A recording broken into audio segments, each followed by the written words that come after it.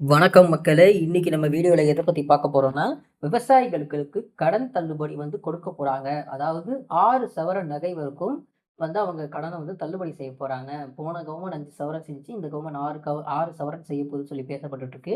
இதுக்கு 5000 கோடி அவங்க ஒதுக்கியிருக்காங்கன்னு சொல்லப்படுகிறது. இது கூட்டுறவு வங்கிகளுக்கு மட்டும் தான் இது இந்த இந்த நகை கடன் சேரும்னு சொல்லி பேசப்பட்டுட்டு இருக்கு. இது உண்மையா, பொய்யாங்கிறத இந்த வீடியோல முழுக்க முழுக்க நம்ம பார்க்க போறோம். அது மட்டும் இல்லாம இந்த நகை கடன் தள்ளுபடிலாம் போன கவர்மெண்ட் யார் யாருக்கு செஞ்சாங்க? அது என்ன மாரி நடக்கும் அப்படி கொண்டு வந்தாங்கறதையும் நம்ம வீடியோல பார்க்க போறோம். அதுக்கு முன்னாடி நம்மளோட சேனல இப்பதான் முதல் தடவ நீங்க பார்க்குறீங்கன்னா, இந்த வீடியோவ நீங்க லைக் பண்ணிட்டு நம்ம சேனல சப்ஸ்கிரைப் பண்ணிருங்க. சரி வாங்க வீடியோக்குள்ள போலாம். விவசாயிகளுக்கு பயிர்க்கடன் தள்ளுபடி வரப்போகுதா? அது மட்டுமல்ல, கூட்டுறவு வங்கிகளில் வாங்கிய நகைக்கடனும் தள்ளுபடி செய்யப்பட போகுதா? என்ற ஒரு தகவல் சமூக வலைதளங்களில் வேகமாக பரவி வருகிறது. ஆனா உண்மையிலே இந்த 2 கடன்களும் தள்ளுபடி செய்யப்படுமா? இதுக்கு முன்னாடி தமிழ்நாட்டில இங்க நடந்த கடன் தள்ளுபடி என்ன? கடைசியில இந்த வைரல் தகவல் உண்மையா? இல்லையா? என்பதை தெளிவாக சொல்றேன். முதல்ல தமிழ்நாட்டில ஏற்கனவே நடந்த கடன் தள்ளுபடிகள் எப்படி நடந்துச்சுன்னு பார்ப்போம். கடந்த ஆட்சிகளில் விவசாயிகளுக்கு பயிர்க்கடன் தள்ளுபடி திட்டங்கள் அறிவிக்கப்பட்டிருந்தது. குறிப்பாக 2021ல் அப்போதைய முதலமைச்சர் மு.க. ஸ்டாலின் அரசு கூட்டுறவு வங்கிகளில் விவசாயிகளுக்கு வாங்கிய பயிர்க்கடன்களை தள்ளுபடி செய்வதாக அறிவித்தது. அப்போது சுமார் 12,000 கோடி மதிப்பிலான பயிர்க்கடன்களை தள்ளுபடி செய்யப்படும் என்று அறிவிக்கப்பட்டது. அதற்கு முன்னாடி 2016லும் விவசாயிகள் கூட்டுறவு பயிர்க்கடன் தள்ளுபடி அறிவிக்கப்பட்டிருந்தன. இப்பதான் முக்கியமான கேள்வி. இதே மாரி இந்த 2 கவர்ன்மெண்ட் செஞ்சதுனால டிவிகே அரசும் திருப்பி செய்யுமா?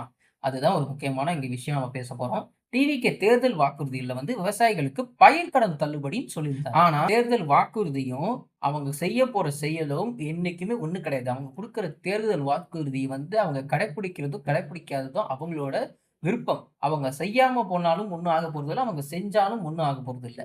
நம்ம மக்கள் தான் கஷ்டப்படுவோம், சந்தோஷப்படுவோம். அவங்களுக்கு ஒரு பிரச்சனையும் இதுல வரப்போகிறது கிடையாது.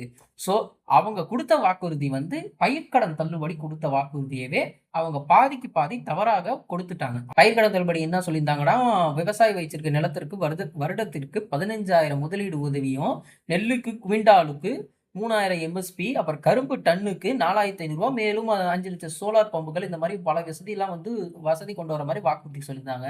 ஆனா, அவங்க கடைசியில தேர்தலுக்கு அப்புறம் கொண்டு வந்த இது எப்படி வந்துட்டுன்னா, 75,000 வரைக்கும் தான் பயிர்க்கடன் தள்ளுபடி செய்வோம் அப்படின்னு சொல்லி கொண்டு வந்துட்டாங்க. அவங்க சொன்னது வேற மாரி. அது மட்டும் இல்லாம அவங்க பயிர்க்கடன்லாம் இன்னும் நெறைய விஷயம் சொல்லியிருந்தாங்க. அது எதுவுமே அவங்க செய்யாம எல்லாருக்குமே நாங்க பயிர்க்கடன் தள்ளுபடி பண்ணுவோம் இந்த அளவுக்கு அப்படின்னு சொல்லி அவங்க மேனிஃபெஸ்டோ சொல்லியிருந்தாங்க.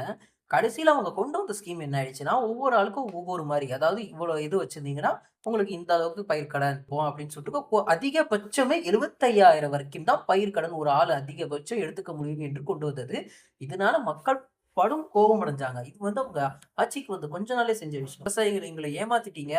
உங்கள நம்பி நான் இந்த இந்த ஸ்கீம நாங்க நம்பி இருந்தோம். எங்கள நீங்க ஏமாத்திட்டீங்க அப்படின்னு சொல்லி பல விமர்சனங்கள் வந்தது. அதற்கே இப்ப என்ன சொல்லிட்டு இருக்காங்கன்னா, அவங்க கொண்டு வந்து சொன்ன பழைய ஸ்கீம நீங்க கொண்டு வந்துட்டீங்கன்னா, எங்களுக்கு நிம்மதியா இருக்கும் அப்படின்னு சொல்லி பல விவசாயிகள் சொல்லிட்டு இருக்காங்க. அதற்கும் டிவிகே கேட்டுக்கொள்ள பேசப்பட்டு இருக்கிறது. அது வருங்காலத்தில் கொண்டு வருமா, கொண்டு வரப்படுமான்னு எனக்கு தெரியவில்லை. இப்ப நம்ம நகை கடன பத்தி பார்ப்போம். இப்ப நான் தமிழ்நாட்டுல கூட்டுறவு வங்கிகளில் வாங்கப்பட்ட நகை கடன்களுக்கு ஏற்கனவே தள்ளுபடிலாம் நடந்திருக்கு. குறிப்பாக 2021ல தகுதியுள்ள குடும்பங்களுக்கு 5 சவரன் வரை கூட்டுறவு வங்கிகளில் வாங்கிய நகை கடன்கள் தள்ளுபடி செய்யும் திட்டம் படுத்தப்பட்டது. அதனால தான் இப்ப மீண்டும் நகைக்கடன் தள்ளுபடி வரப்போகிறது என்ற எதிர்பார்ப்பும் பலருக்கும் இருக்கு. ஆனா, இது சோசியல் மீடியால பரவுற ஒரு வதந்தி. டிவிகே கவர்ன்மெண்ட் நகைக்கடன் தள்ளுபடி செய்ய போதோ, இல்ல நாங்க இந்த மாரி 5 சவரன் இத்தன கோடி ஒதுக்கியிருக்கோம். இந்த மாரி நாங்க செய்ய போறோம். அந்த மாரி நாங்க இது பண்ண போறோம் அப்படின்னு அவங்க மினிஸ்டர்ஸோ, தொண்டர்களோ யாருமே சொல்லல. இது அவங்க ஃபேன்ஸும், அவங்களுக்கு வாக்களிச்ச மக்களும் தான் இத அவங்க கிட்ட கேட்டுட்டு இருக்காங்களே தவிர, அவங்க இவங்க கிட்ட சொல்லல. டிவிகே கவர்ன்மெண்ட் நகைக்கடன் தள்ளுபடி அத பத்தி ஒரு பேச்சு எடுக்கவே இல்ல. இது மக்கள் தான் கேட்டுட்டு இருக்காங்க.